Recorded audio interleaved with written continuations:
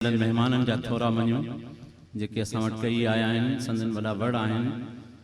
पाण विलायत वियल हुआ लंदन में, उतां खां हिन प्रोग्राम जो ऊनो हुयो, उन जे करे उतां खां कई आया आहिनि। स्पेशली कल्ह राति असां वटि इन ई प्रोग्राम जे मक़सद सां आया आहिनि। असां हितां ई संदन थोरा त आहियूं ऐं पंहिंजे नंढड़नि बचड़नि जे हथां असांजे मानवारे मिनिस्टर जो कि इन महफ़िल के मुख्य मेहमान असांजे चीफ गेस्ट मोहतरम ज्ञानचंद इसरानी साहब जिन के गुलदस्तो पेश कंदी मुझी नंढड़ी न्याणी शईमा शेख। तवां सभिनी जी दुआउनि ऐं मोहब्बतुनि में ऐं हिन नंढड़ी जे लाइ शफ़क़त में नंढड़ी शईमा गुलदस्तो पेश करे रही। एक दफ़ो ताड़ी वॼायो दोस्तो असांजी हिन नंढड़ी अदी जे लाइ। मुझो नंढो आदिल शेख ऐं गुलदस्तो पेश कंदो असांजे टाउन कमेटी थाणे बुलाखान जे चेयरमैन मोहतरम वीरूमल डिनाणी साहब जिन जे ख़िदमत। तवां सभिनी दोस्तनि जी ताड़ियुनि ऐं मोहब्बतुनि में आदिल शेख गुलदस्तो पेश करे रहिया आहिनि चेयरमैन वीरूमल डिनाणी साहब खे।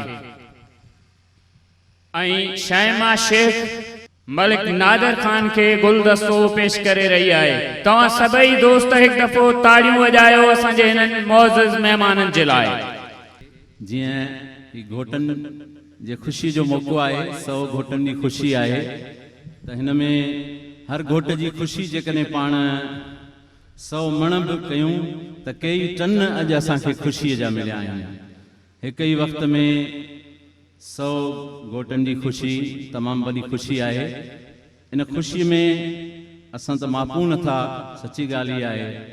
वरी अहिड़ा महिरबान मेहमान ऐं असांजे ज़िले सॼे मां मुख़्तलिफ़ channels, print media, electronic media जा असांजा साफ़ी दोस्त, जाम शोरे खां कई आयल दोस्त ऐं थाणे बुलाखान जा साफ़ी दोस्त सभु मौजूदु आहिनि। सभिनी खे भली कार था चऊं, हिकु हिकु थी समूरा हार खणी अचो। जीअं अॼु असां घोटनि खे हार पाराया आहिनि, ईअं घोटनि जे हिन महफ़िल खे ख़ूबसूरती ऐं रौनक ॾींदड़ असांजे सूबाई वज़ीर मोहतरम साईं ज्ञानचंद इसरानी साहब जिन खे गुलनि जा हार पारायो। सभई मुंहिंजा वर्कर दोस्त, तंज़ीम जा साथी, तंज़ीम जो सदर पठान बुरफत साहब, तंज़ीम जो जनरल सेक्रेटरी अब्दुल अज़ीज़ मेमन साहब, मोहम्मद जिमन खास कैली साहब ऐं एहसान मेमन साहब, हाफिज़ वली मोहम्मद रिंद साहब, माशूक अली हमलानी साहब ऐं मोहतरम शाहिद पालारी साहब, सब दोस्त ईंदा वञो। मुक़द्दर भट्ट साहब, हिदायतुल्ला हमलानी साहब, हिक हिक थी ईंदा वञो। असांजे मानवारे साईं मोहतरम ज्ञानचंद इसरानी साहब के गुलन जो हार पाराईंदा वञो। गुलसन दुदुर साहब।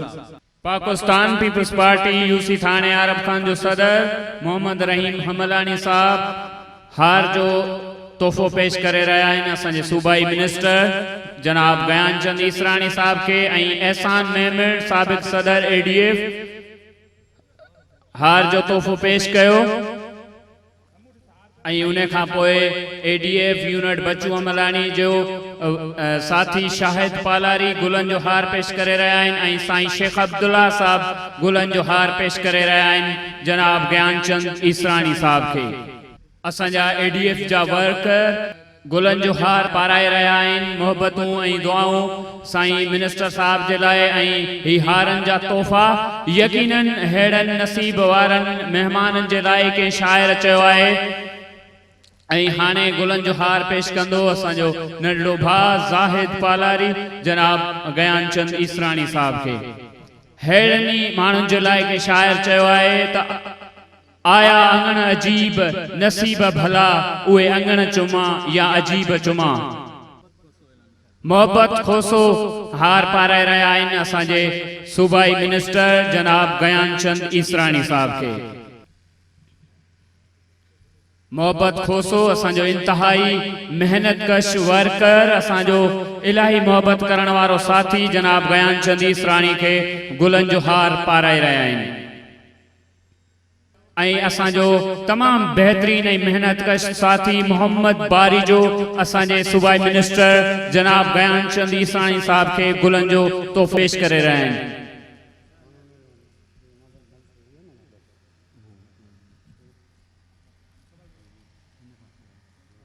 साईं शेख अब्दुल्ला गुलन जो हार पेश करे रहिया आहिनि असांजे सूबाई मिनिस्टर जनाब गयान चंद ईसरानी साहब खे। साईं सदाई करी मथे सिंध सुकार, दोस्त मिठा दिलदार, आलम सब आबाद करी। जेडो तू अलाह तेडो मुआसिरो, खावंद तुंजी खांद जो परो पांद न को, नालो रब संदो रहियो आहे रूह में।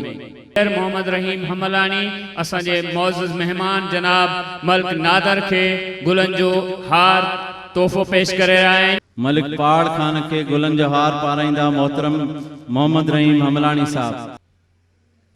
अल्लाह परायो पालारी साहब के शाहिद पालारी साहब हार पाराईंदा।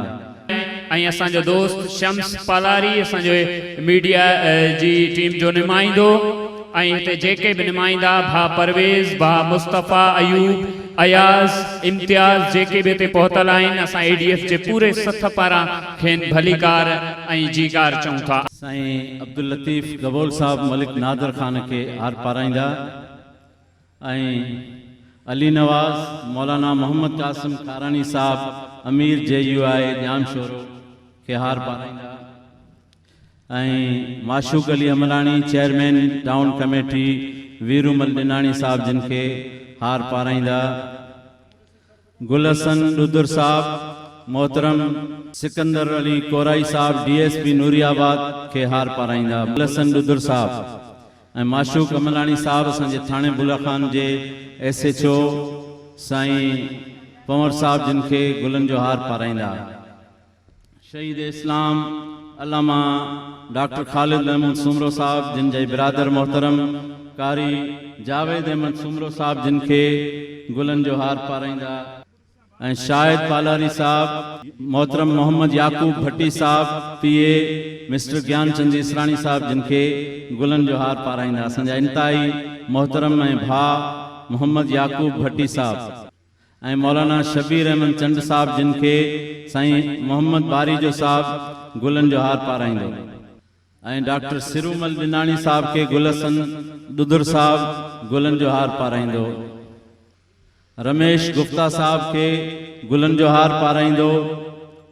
मोहतरम अमीर बख्श भट्ट साहब असांजे मिस्टर रमेश कुमार गुप्ता थाणे बुला खान जे धरती जो नौजवान जिन जो समाजी ख़िदमतूं कंहिंखां गुझूं न आहिनि, तमामु बेधड़क उन जो आवाज़ भी आहे त अंदाज़ भी आहे। एडवोकेट आहिनि।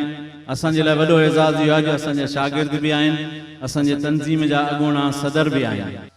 ऐं माशूक हमलानी साहब मेहरान सोशल ऑर्गेनाइज़ेशन जे सदर मोहतरम मोहम्मद हसीन खासकेली साहब जिन के गुलन जो हार पाराईंदा।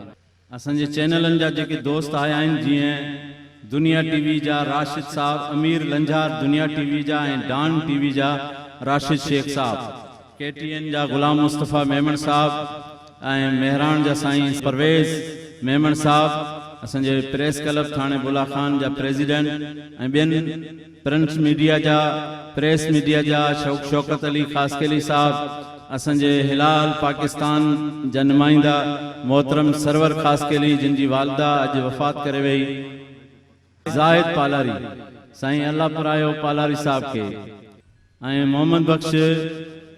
मोहम्मद बारी जो साहब साईं मोहम्मद बख्श लोहारानी साहब अगुणा यूसी नाज़म उन्हनि खे गुलन जो हार पाराईंदा।